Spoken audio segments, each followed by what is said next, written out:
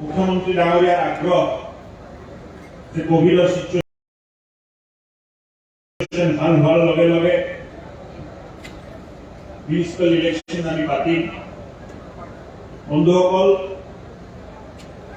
অসমত এখন 3টা মিউনিসিপাল বোর্ড আছে, এখন মিউনিসিপাল কৰ্পোৰেচন আছে। এই 100টা মিউনিসিপাল বোৰ্ড পৌৰসভাৰ ভিতৰত নন ফাংচনেল কাম কৰা নাই।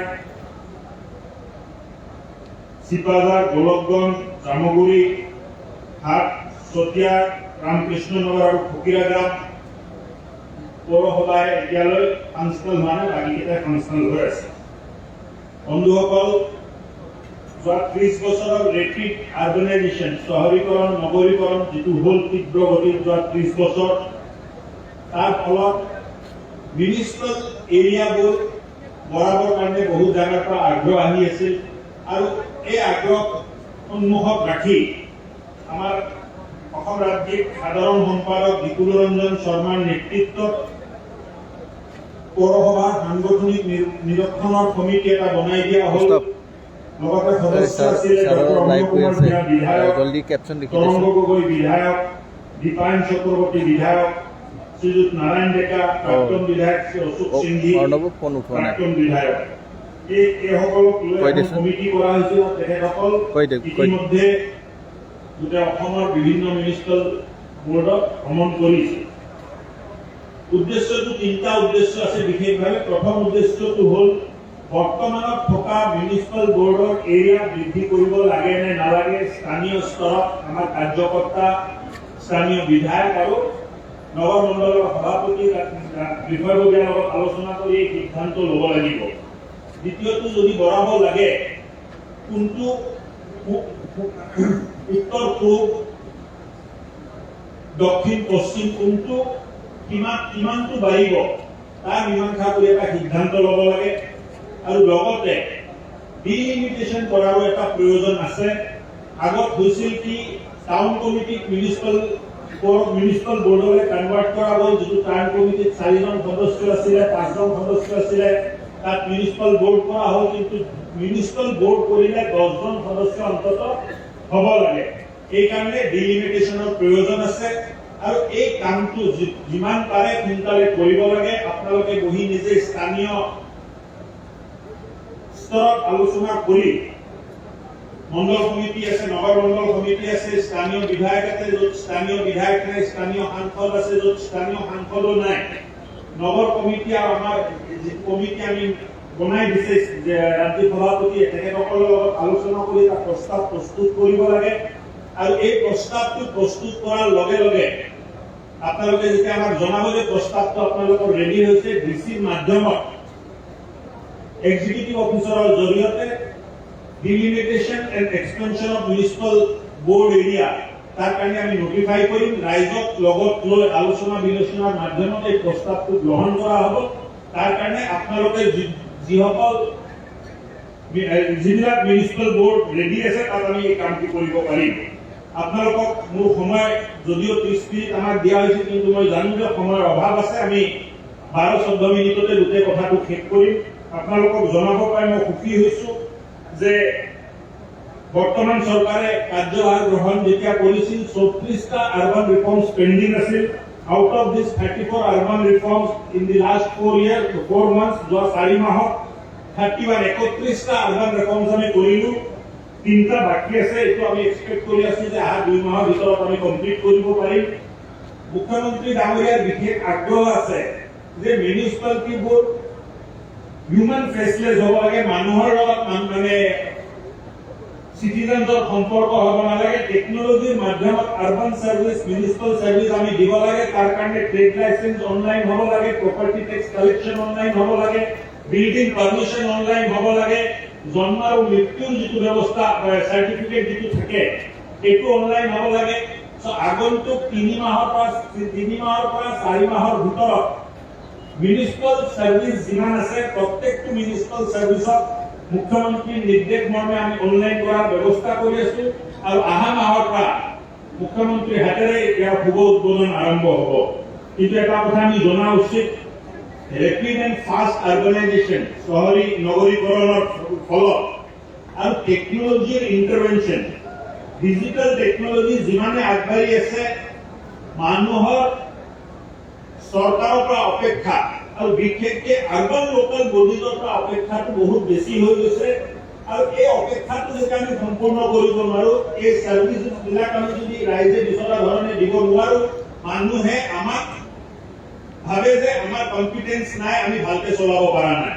এই কাৰণে আগন্তুক দিনবোৰত যেতিয়া আমি অনলাইন যাম পাৰ্টিৰ নগৰ মণ্ডলৰ কাৰ্যকৰ্তা আৰু যিসকল বিধায়কৰ তাত আৰ্বান লোকেল বডিজ আছে তেখেতসকলৰ দায়িত্ব বাঢ়িব এই সংক্ৰান্তত যে আৰ্বান এফেয়াৰ্ছৰ যিখিনি উন্নয়নমূলক ৰিফৰ্মছ আছে এই ৰিফৰ্মছটো আপোনালোকৰ মাধ্যমতে আমি কৰিব পাৰিম আৰু এই ৰিফৰ্মছৰ জৰিয়তে আমি ৰাইজৰ মন জয় কৰিব লাগিব তাৰপিছতে আগন্তুক ইলেকশ্যনত যোৱাটো উচিত হ'ব বুলি মই ভাবোঁ আৰু আগন্তুক দিনত ৰিফৰ্মছৰ কথাখিনি মই আপোনালোকক ক'লোঁ মুখ্যমন্ত্ৰী ডাঙৰীয়াৰ বিশেষ এটা আগ্ৰহ আৰু আছে যে নগৰ অঞ্চলত ইলেক্ট্ৰিচিটি লাইট দিয়া ষ্ট্ৰং ৱাটাৰ ড্ৰেনেজ ভাল হোৱা সলিড বেষ্ট মেনেজমেন্ট ভাল হোৱা লিকুইড বেষ্ট মেনেজমেন্ট ভাল হোৱা এই কামবিলাক আমি লাহে লাহে হাতত ল'ব লাগে তাৰ আগতে মিউনিচিপাল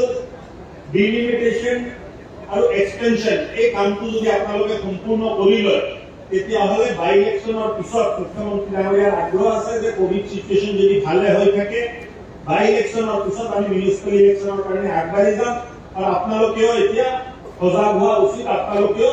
নিজৰ নিজৰ অঞ্চলত এই কামবোৰত নিয়োগ কৰা উচিত হ'ব আৰু মই ভাবোঁ যে আমি যদি ভালকে কাম কৰোঁ আমি ভাল ফলাফল দেখুৱাব পাৰিম ফিল গুড ফেক্টৰ যিটো যাক আমি কওঁ যে ফিল গুড ফেক্টৰ সদায় নগৰ অঞ্চলত স্থানীয় মানে যিখিনি নিকায় আছে নিগম আছে এইবিলাক ভালকে যেতিয়া কাম কৰে তেতিয়া এটা ফিল গুড ফেক্টৰ থাকে স্বচ্ছ ভাৰত মিছন যদি ভাল চলি আছে আমাৰ জাবৰ নিষ্পত্তি যদি ভালকে আমি কৰি আছো খোৱা পানী আমি যদি দিব পাৰিছো ৰাস্তা ঘাটত যদি আমি পহৰ কৰিব পাৰিছো ষ্ট্ৰং ৱাটাৰ ড্ৰেনেজ যদি আমি বনাই দিব পাৰিছো তেতিয়া এটা ফিল গুড ফেক্টৰ আহে আৰু এই সৰু সৰু ফিল গুড ফেক্টৰে চৰকাৰক ভাল সুনাম দিব পাৰে তাৰ কাৰণে মুখ্যমন্ত্ৰী ডাঙৰীয়াৰ নিৰ্দেশত আগন্তুক দিনবোৰত urban affairs engineering service urban affairs financial service urban affairs engineering service দিনবোৰত কেবিনেটৰ জৰিয়তে কেবিনেটত পাছ কৰা হ'ব আৰু তাৰপিছত এই সাৰ্ভিসবোৰত মানুহক আমি নিয়োগ কৰি বিভিন্ন মিউনিচিপালিটিত তেখেতসকলক নিয়োগ কৰাৰ ব্যৱস্থা আমি কৰি আছো বহুত মিউনিচিপালিটি আছে চেলাৰি পেমেন্ট কৰিব নোৱাৰে নিজৰ লাইটৰ বিল পেমেন্ট কৰিব নোৱাৰে তাৰ কাৰণটো হ'ল যে সিস্টেমেটিক ৰেভিনিউ কালেকশ্যন নহয় আৰু ৰেভিনিউ কালেকশ্যন নহ'লে গোটেই বোজাটো ৰাজ্যিক চৰকাৰৰ ওপৰত আহি যায় ষ্টেট গভৰ্ণমেণ্টৰ ওপৰত আহে বিভিন্ন বিধায়কৰ তাত থকা লোকেল বডিজত আপোনালোকে অলপ গুৰুত্ব দিয়ক মন দিয়ক যে টেক্স কালেকশ্যন ভালকে হ'ব লাগে আৰু স্থানীয় নিকায় নিগম পৌৰসভা আৰু মিউনিচিপাল বোৰ্ডটো যেতিয়া ভালকে ফাংচন কৰিব আপোনালোকৰ কাৰণে ভাল স্থানীয় বিধায়কৰ কাৰণেও ভাল চৰকাৰৰ কাৰণে ভাল এইখিনি মই ক'ব খুজিছো আগন্তুক দিনবোৰত ৱাটাৰ ছাপ্লাই ইউএলবিজত ভালকে কৰাৰ কাৰণে এটা ডাঙৰ ব্যৱস্থা মুখ্যমন্ত্ৰীৰ নিৰ্দেশত আমি হাতত লৈছো প্ৰধানমন্ত্ৰী আৱাস যোজনাত বহু ধৰণৰ ঘৰ প্ৰায় 35% ঘৰ মিউনিচিপাল এৰিয়াত বনাব পৰা নাছিলে মুখ্যমন্ত্ৰী ডাঙৰীয়াৰ নিৰ্দেশ দিলে যে যিসকল দুখীয়া মানুহে নগৰ অঞ্চলত প্ৰধানমন্ত্ৰী আৱাস যোজনাৰ ঘৰ পাইছে আৰু ঘৰটো চৰকাৰী মাটি আছে বুলি আমি বনাব পৰা নাই তেখেত এটা বিশেষ আগ্ৰহ কৰিছে আৰু তাৰ জৰিয়তে এনঅচিৰ জৰিয়তে ঘৰবোৰ বনাবৰ ব্যৱস্থা মুখ্যমন্ত্ৰী ডাঙৰীয়াই কৰিব দিছে তাৰ কাৰণে কেবিনেটত আমি গৈ আছো অতি সোনকালে নগৰ অঞ্চলত থকা প্ৰধানমন্ত্ৰী আৱাস যোজনাৰ দুখীয়া মানুহৰ ঘৰ বনাবৰ কাৰণে চৰকাৰৰ পৰা অনুমতি দিয়াৰ ব্যৱস্থা মুখ্যমন্ত্ৰী ডাঙৰীয়াই কৰিছে তীব্ৰতাৰে আমি ৰিফৰ্মছ কৰি আছো তীব্ৰতাৰে আমি সিদ্ধান্ত লৈ আছো কিন্তু স্থানীয় স্তৰত আপোনালোকৰ পাৰ্টিচিপেশ্যন স্থানীয় স্তৰত আপোনালোকৰ নেতৃত্ব বহুত গুৰুত্বপূৰ্ণ হ'ব আৰু তাৰ আগতে ইলেকশ্যনৰ আগে আগে গোটেই ডিলিমিটেশ্যন এণ্ড এক্সপেনশ্যনৰ কাম যদি আপোনালোকে কৰি লয় নিজৰ মিউনিচিপালিটিবোৰ ভাল কৰি ল'ব পাৰিব নহ'লে মিউনিচিপাল এৰিয়াৰ ওচৰত যিখিনি এৰিয়া থাকে যিটো মিউনিচিপালিটিত সোমাই নাথাকে তাত আপোনালোকে ড্ৰেইন বনাব নোৱাৰে ৰাস্তা বনাব নোৱাৰে সেইকাৰণে ৰাইজে সদায় বেয়া পাই থাকে তো এই এটা স্বৰ্ণিম সুযোগ আহিছে 30 বছৰ পিছত যে চৰকাৰে ডিলিমিটেশ্যনো কৰিব দিছে এক্সপেনশ্যনো কৰিব দিছে এই সুযোগটো আপোনালোকে ল'ব আৰু আগন্তুক এক মাহৰ ভিতৰতে এই প্ৰস্তাৱটো আপোনালোকে দিব পাৰিব এই আশা আৰু বিশ্বাস মই কৰিছোঁ। ধন্যবাদ, নমস্কাৰ।